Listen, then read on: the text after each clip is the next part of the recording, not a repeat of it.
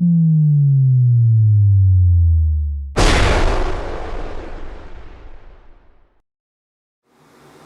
everyone, welcome to the next part of our audio install. We got a head unit installed solely so we could put in some subs.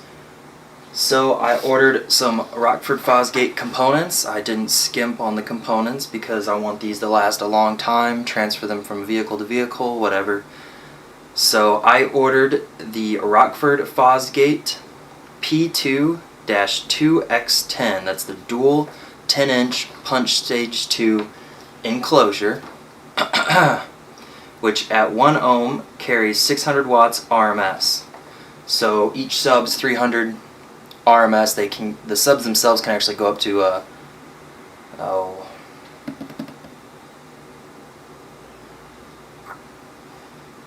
what am I saying? Yeah, each sub's 300 RMS.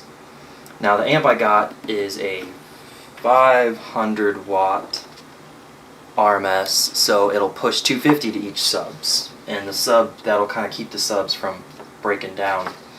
So the only important thing about the spec sheet that comes with the enclosure here is this part. It shows you how long to strip your wires and what gauge to use for your speaker terminals. If you can see that, that's all you need, this. So then we can go and we can open up our amp, and you want to check and make sure your certificate here is valid.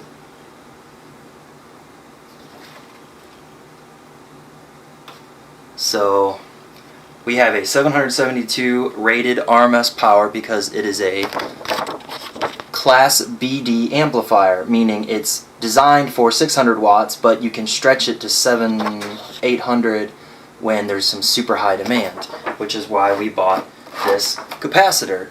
Now, any subwoofer system, no matter how small your subs are, you really should have some kind of capacitor, so you don't fuck up the alternator on your car, so you don't wear out your car battery, and so you don't have your dome lights and headlights flashing and shit, which again just fucks everything up, especially your car computer if it's not getting the voltage it needs.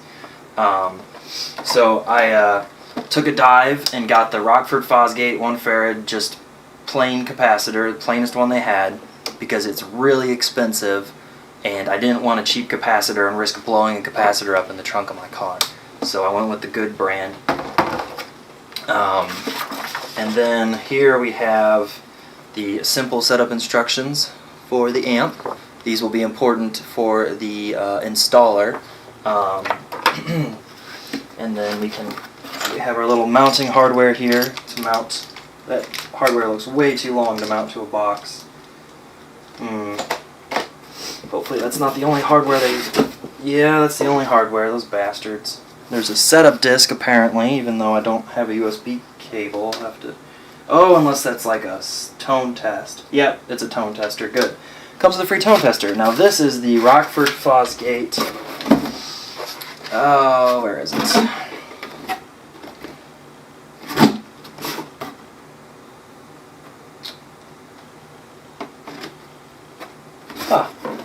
There it is. This is the Rockford Phosgate P500x1bd. Now the important part about this is the BD. Most subwoofer amplifiers are D class, and as I stated earlier, the BD class allows for more power distribution when it's needed. Not all the time, because then the amp will overload. So this is a very good mid-range, Punch is their mid-range series. So I got Punch Stage 2, so mid-range, and then mid-range amp.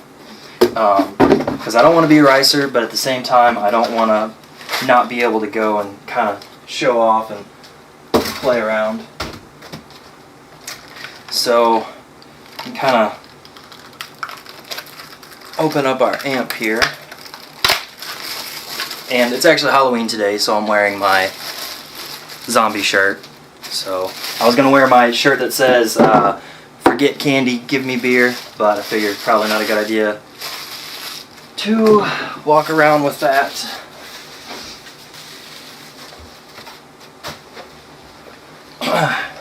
So we have our amp here. It's massive, and it has little mounting holes here that we can use to mount it. Now, I have heard so many people... What? And apparently the control panel is underneath 2 screws. I guess you can set it and forget it. But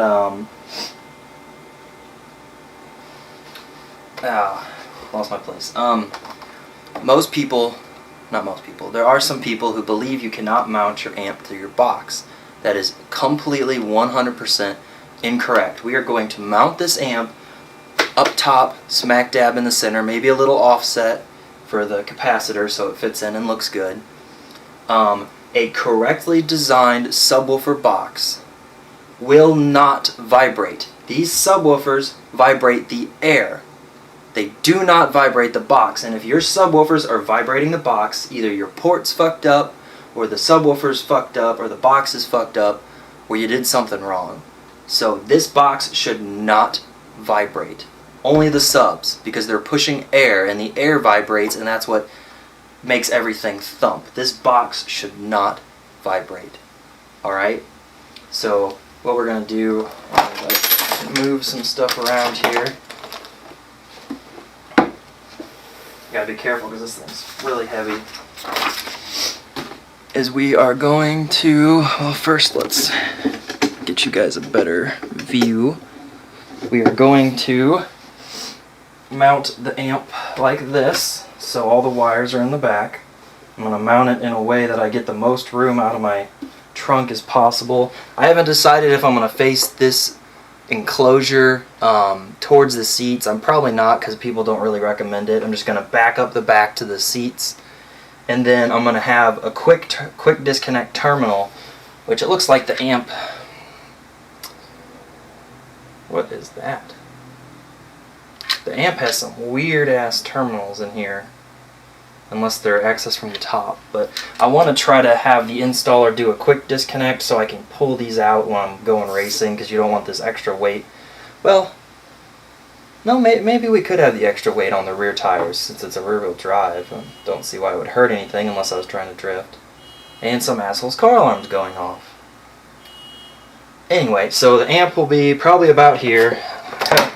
Cut the sub out yet. Blah. Wow, today's not a good day. I haven't cut the capacitor out yet.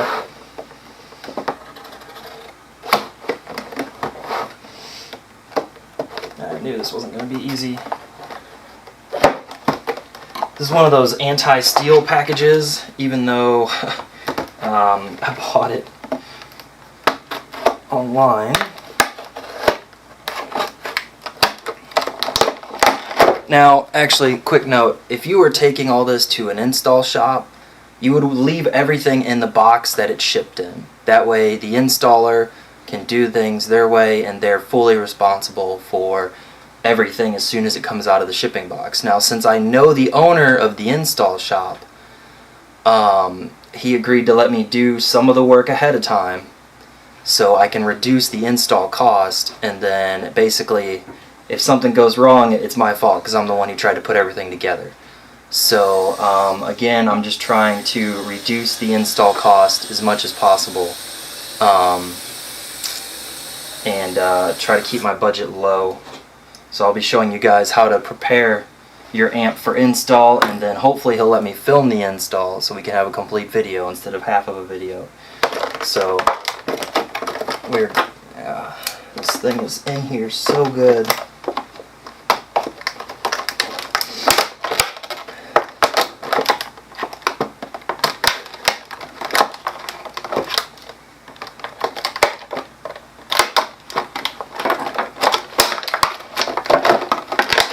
Now, this shouldn't come charged from the factory, but in case it did, don't fucking touch the leads together. It will weld whatever you touch to the leads, including your finger.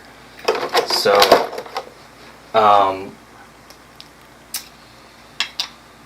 I'm thinking about mounting it in a way the driver's side of the car, this side of the car is going to be where all my power wires are coming through straight from the battery, and this side's going to be my audio side. So what we're going to do here is we're going to put the capacitor where the audio or the power wires can come straight in, run off parallel to the amp, because the amp doesn't have a capacitor hookup.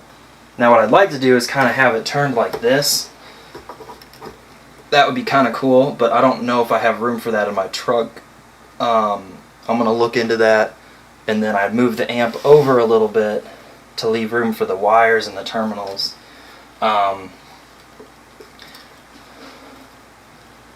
So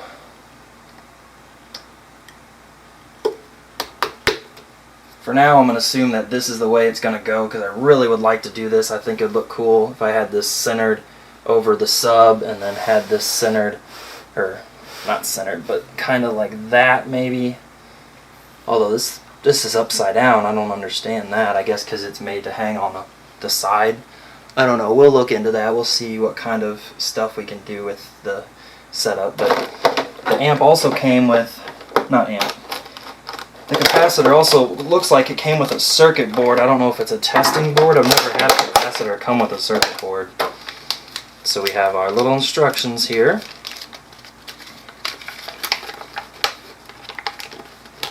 And they're universal instructions, so they're probably not going to be that useful. Just showing you how to connect everything and to connect everything in parallel. So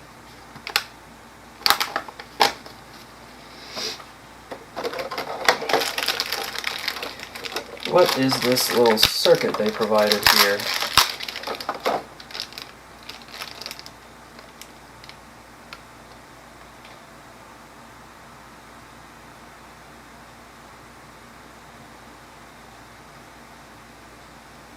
Oh.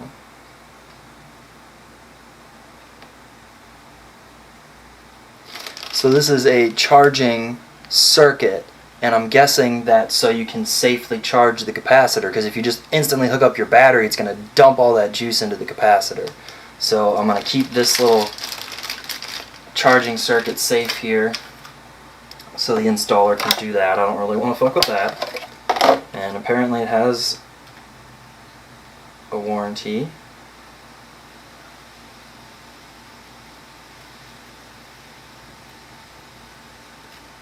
And it says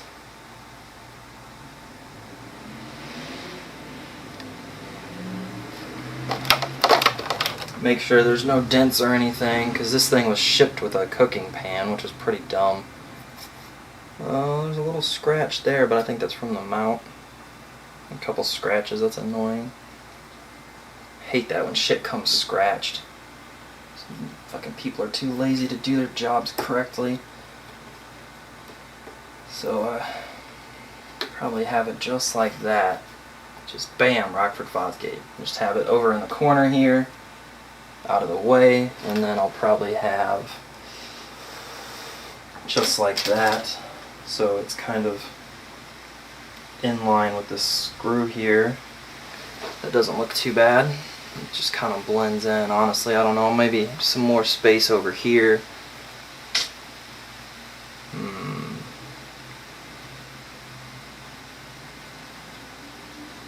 Or what if I did this? And I'm also going to take a tape measure and measure up my trunk and make sure there's up vertical room for this. I'm sure there is, because this is much smaller than a custom fit enclosure would have been. Which the custom fit enclosures, I emailed those damn people to try to get a quote for changing the enclosure a bit, and they never responded, so they lost out on a sale. I mean, it's been weeks since I emailed them and I've never received a response, so it's their own loss. Now, this didn't come with mounting hardware, that's a little annoying, but I'll probably just mount it right like that. Right there centered, that would be kind of cool, and just turn it up a bit. Like that. So you're kind of looking down on it from the trunk, essentially. Plus and minus, and the vent. So, you know, I'll have to polish this scratch out, and then, if I can, it might be a sticker. I think it's a sticker. I think I got fucked, but I'll figure it out. So, that doesn't even look centered to you guys, because you guys aren't looking centered on it. How How do I fix that without rearranging the whole fucking tripod? I think the tripod's crooked. What do you guys see? You guys still see crooked shit. What the fuck's going on? Is it getting better? That's a little better. And then go this way. I don't know what's going on. That looks better. Anyway, so yeah, the capacitor's mounts will be centered here, and then I guess we could just have the amp back here. But that doesn't leave much room for the wiring, does it? No, it doesn't leave enough room for my wires. I don't know, I'll figure it out. But anyway, let's open up the control panel on our amp here.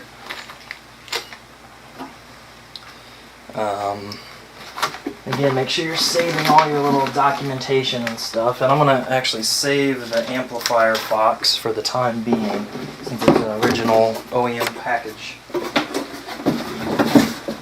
And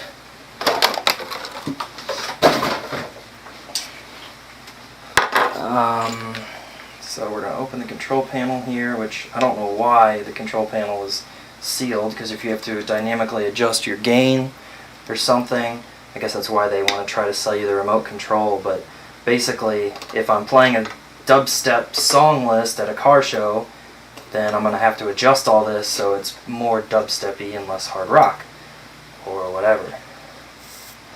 So here's our control panel. You guys can't even see that. Here we go. So here's our control panel. Clip indicators for testing. We have our remote levels, our crossover frequency, our equalizers, infrasonic filters, all that fun stuff. Then we have the terminal connections here for the stuff. I don't know what REM is. Battery plus, ground. What the fuck's REM? Remote. Completely different type of terminal. Nope, that's remote. So what the fuck's this? I don't know. I also don't know why mono amp has two speaker connections when this box is wired for just one nice connection.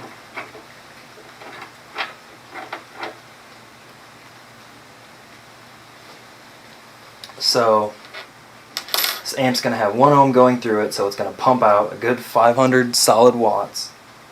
1 ohm going through it to pump out 500 watts. Did I say amp? I don't know. Alright, so anyway,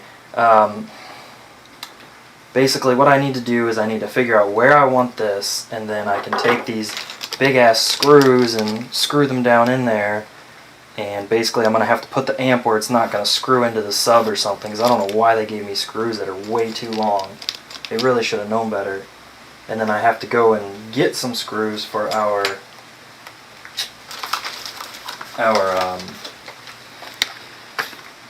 wow, today's not a good day, our capacitor. So, what kind of screws are these? Phillips.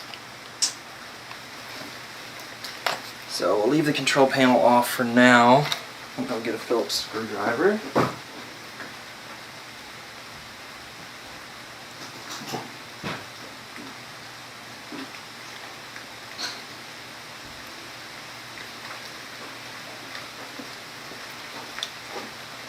So,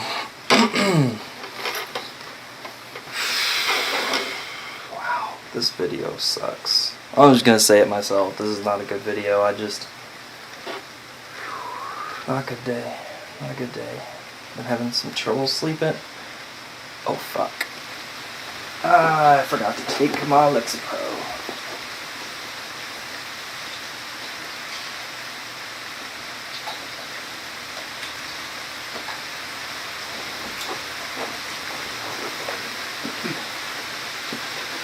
Hey. See you later. It's raining hard. Do you need an umbrella? I've got one. Alright. Dude, where do you think I should... How are you in a hurry? Nah. Here. Okay, real quick. So, the idiots gave me these giant fucking screws to mount the amp. Now, I want to mount the capacitor somewhere where you can, like, see it. And then it has to have enough room to come out and come to the parallels for the amp. or to a distribution block, and then go to because the electricity, speaker wire. So the problem is the speaker wire for this comes down and then it's over here on this terminal. I don't know why they did that. So either way, I'm going to have wires crossing all over the place in the back here. So I was thinking I wanted to center this, but then this doesn't have enough room, because then you don't have any room back here against the seats. I'm trying to figure out what I wanted to do with it. Because if I'm going to have wires crossing, I might as well have them hidden behind this cap. And the problem is wherever I mount it has to be far enough away from the sub that it doesn't puncture the sub, which would be back here. And there's little mounts back here I can use, even though they only gave me 4 screws and there's 6 mounting holes. So I mean, if I mounted it here, like way over here, then they wouldn't see any wires here because they'd be coming straight up from the side. But then I'd have all this free space. I mean, maybe I should just measure with a tape measure and do 1/3, 1/3, 1/3. I know that's really OCD, but what do you think? I don't know, man. It's whatever you want, because it's...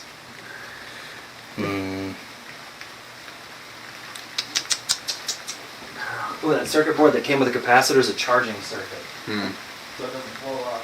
Yeah.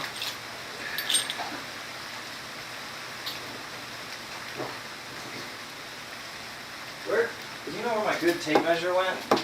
Nope. Oh, Sorry. Crap. Alright, so we have Well, 31 minus 11 minus 9. So 20, 11 inches divided by 3 is about 4 inches, a little less. So just do everything against here for now. 4.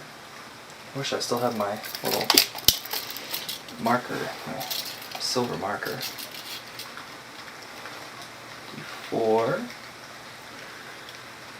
And then there's going to be 3 in the middle-ish. Yeah.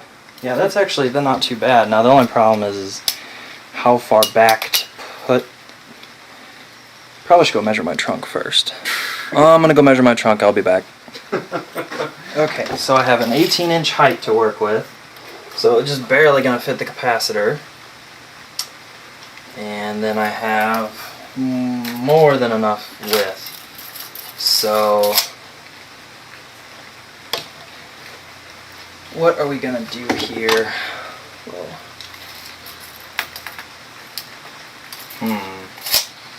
Because for whatever reason they put the speaker wires on the side here, this terminal, just stupid. I want to hide all the wiring behind this. So I guess the only problem is not puncturing the subwoofer with these ridiculously oversized screws. That's not good. So I really got everything right about where I wanted, honestly. 4-inch, about 4-inch, 4-inch. And then I got it all lined up with the front here. I probably should go back. Let's go back 1 inch on that.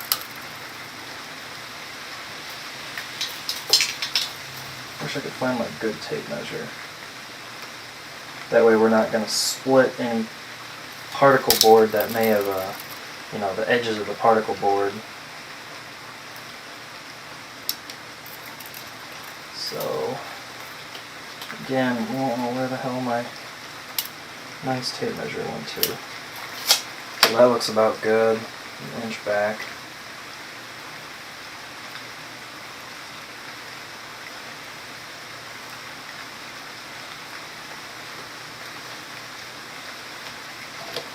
We measure this for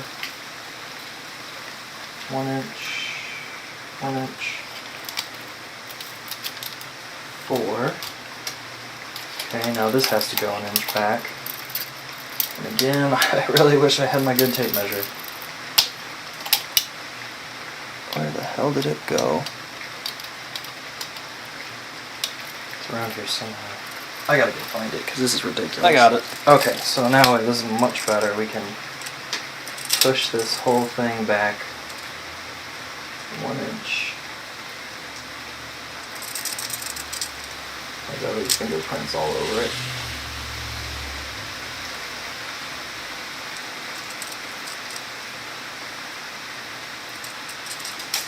Just kind of eyeball it so it doesn't trigger my OCD.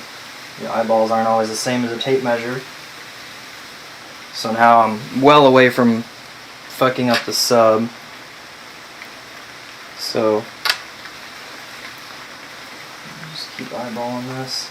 So now we have the amp mounted up here, and everything looks pretty nice. I would say I like that. It looks pretty good. Now what I'm gonna do is come over to 3 inches.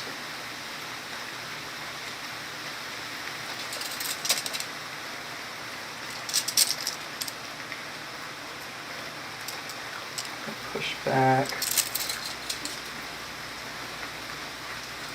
And then I'm going to come over to 3 inches on this side.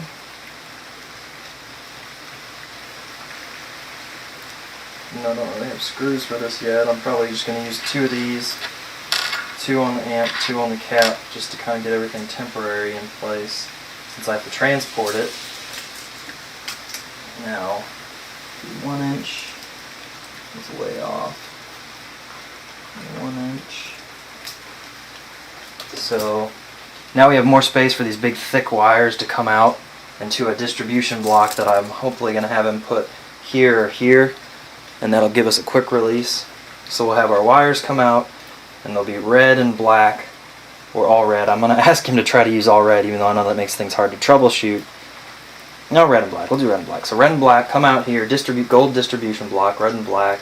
Then the little speaker go here, and then unfortunately we have to run some speaker wire across the back here and down the side for whatever unknown reason.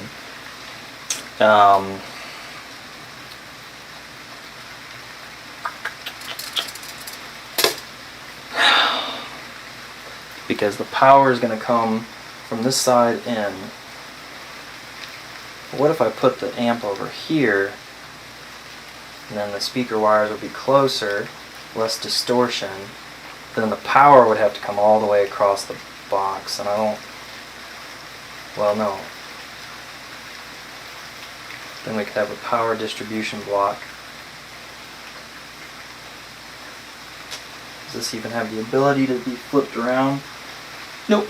Well, never mind, because this only reads one direction, so I can't flip it. So this is going to be just like that. So before we do anything, we're going to check again. 3, about 1 inch. It's kind of hard because this carpet's so thick, but I'm trying to do my best to get it stable. 3. Okay. Now we will try to mount this stuff. Depending on the type of MDF this is, I might have to come back with a drill and pre-drill. We'll see. It'd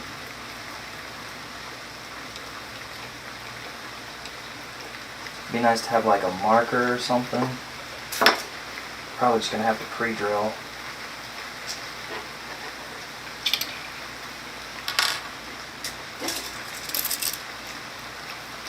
Moved. Yeah, I'm gonna have to pre-drill it because it's trying to move on me.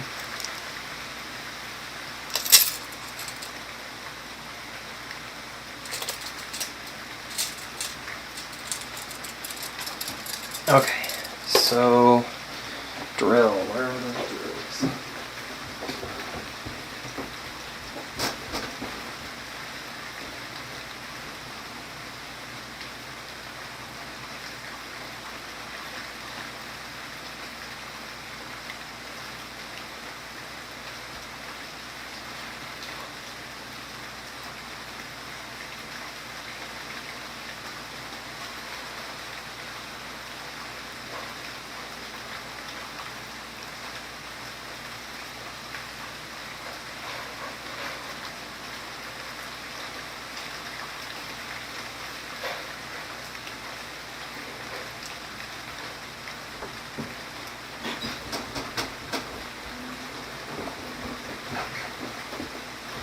Okay. So I actually got a whole box of galvanized hardware here. And then I got my drill and some drill bits. So I think I'm going to use the, I don't know if that's even going to fit in the,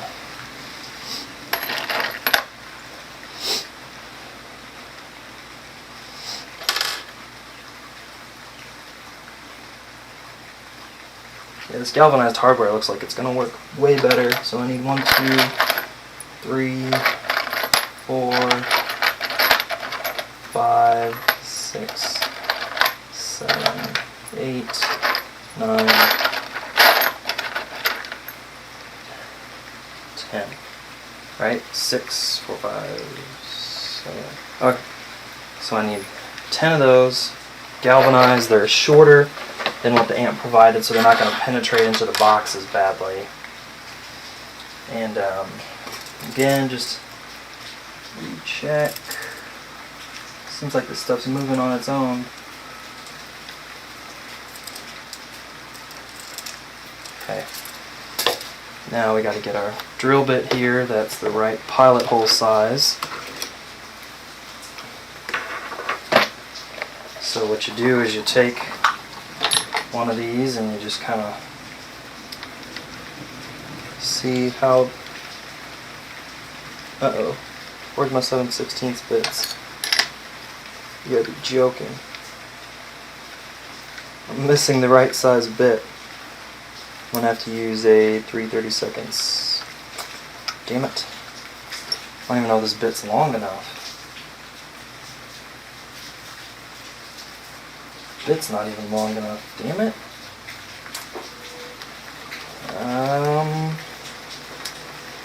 Where the hell did my 3/32 go? I'm going to pull out a 1/8 here and see if I can use those or if they're too big.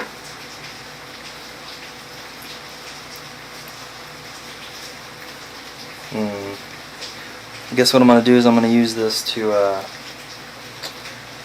start the hole. I'm not going to drill it all the way through, and that should be fine because my correct size bits are missing. If anything, I just wore them out from using them so much.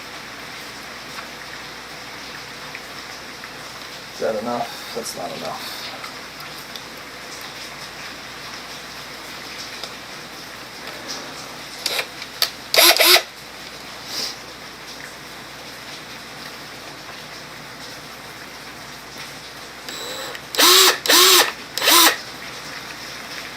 So essentially we're just making a little starter here.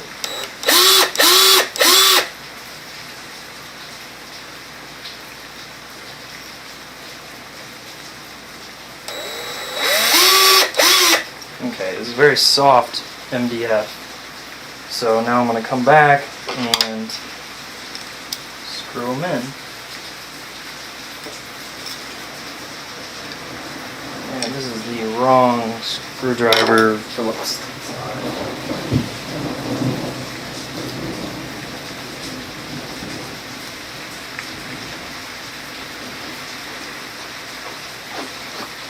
So before anything accidentally moves around, I'm gonna just kind of start these.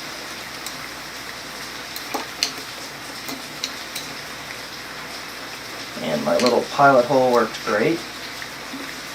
These nice sharp screws are way better than the ones they provided. So now this is going to be a little tough. I'm going to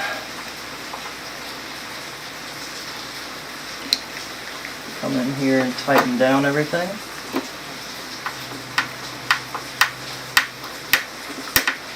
You don't want to over tighten it because it is, I can't tell if it's plastic or aluminum. I think it's aluminum, so you might be able to tighten it pretty good without risking damaging it. We'll see.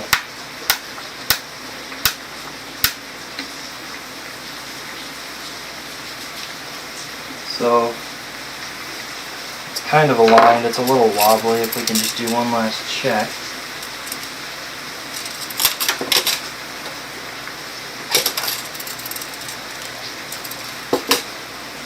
Yeah, that seems good. So now we'll do the rest of our pilot holes.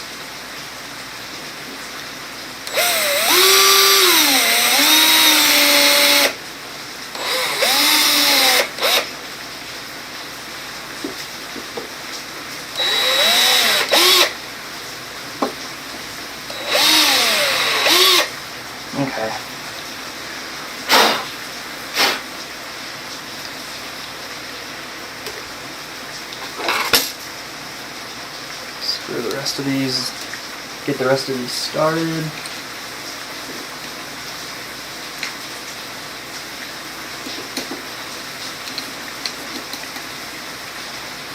Just getting started so nothing gets shipping around.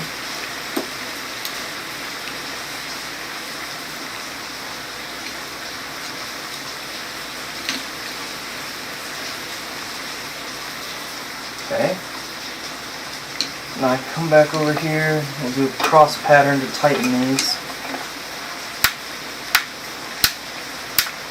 You have to be able to differentiate between stress on the wood and stress on the actual amp. See, the amp's still got plenty of room. Just starting to have to drill its own hole now, so it's not too happy about it. So now we're tight on the amp. So now you want to do a cross pattern, come over here and tighten this down.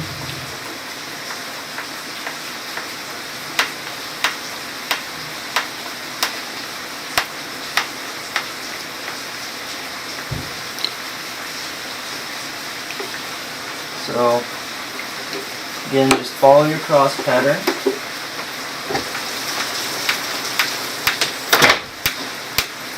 And as we tighten this, again, this is just an aluminum heat sink, so it can be damaged by the steel screw.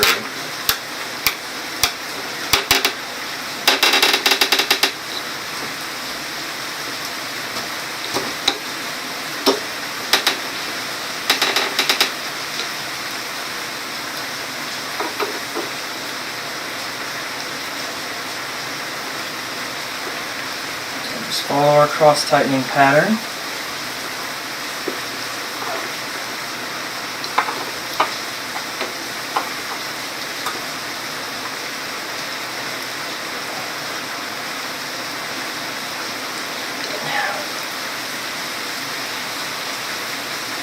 So once all four corners are secured, we can come and do our little middle pieces just for extra stability.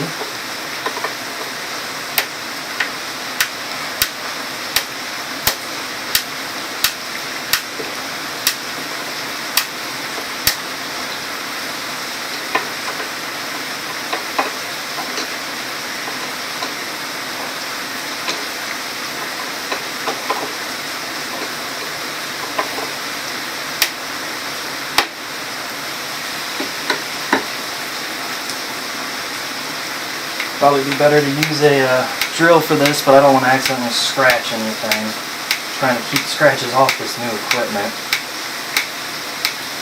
I apologize for the rain noise, but I need fresh air. I just don't feel good today. So that's good. Then, since all this has been bouncing around, we're going to recheck again. Now we gotta come and drill these pilots, which is not gonna be easy. Oh, this isn't good. Let's see if I can start them without the drill, because there's not enough room for a drill. Kind of hold this down. Try to start this. Kind of eats its way through the carpet here.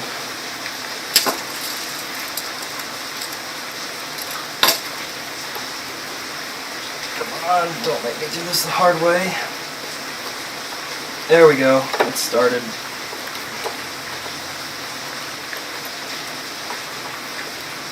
So before anything else moves, we want to double check everything again. And since my trunk, you kind of look down on my trunk, I'm going to kind of,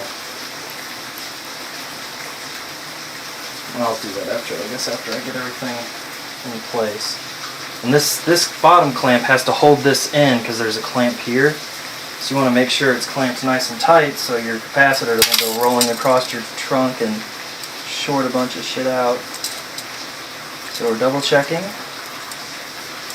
Everything's good, so now we're going to try and just have it start itself here.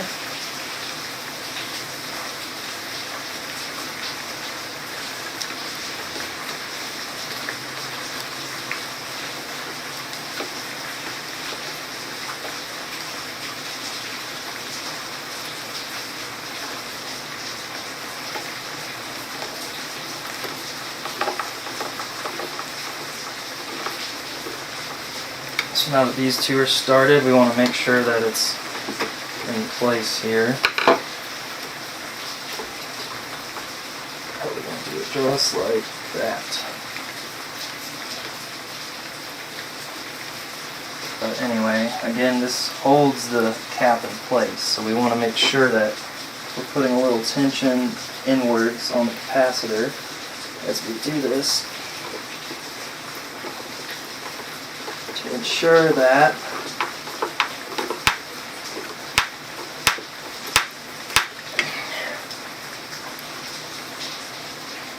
everything's good.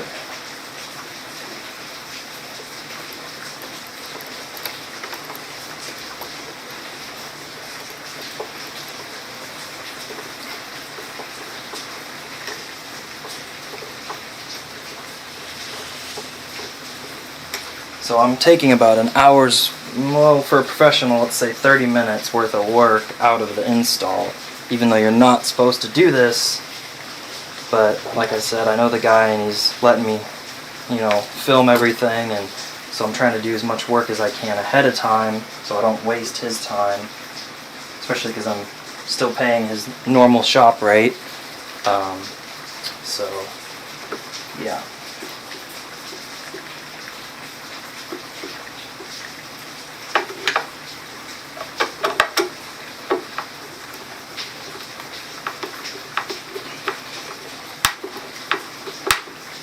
Now this is plastic, so you can over tighten it if you're not careful.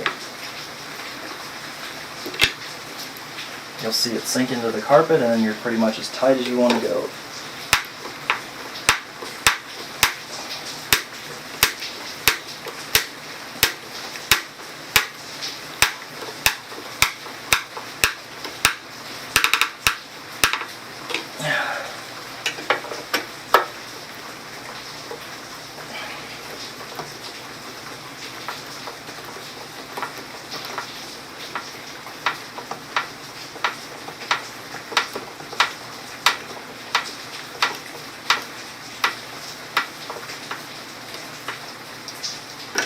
Sinks into the carpet and don't want to go any tighter.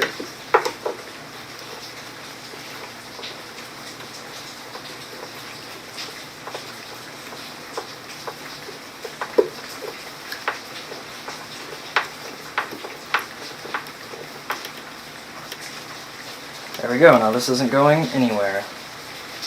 And it looks good. And now I can put it in my trunk and take it to the custom shop whenever I get some free time, because his schedule's busy with real customers and my schedule's busy with school and all other fun stuff, and trying to get my video editor to stop screwing up the music. I don't know why all of a sudden out of nowhere it just stopped working. I didn't make any changes to it, so that's a little annoying.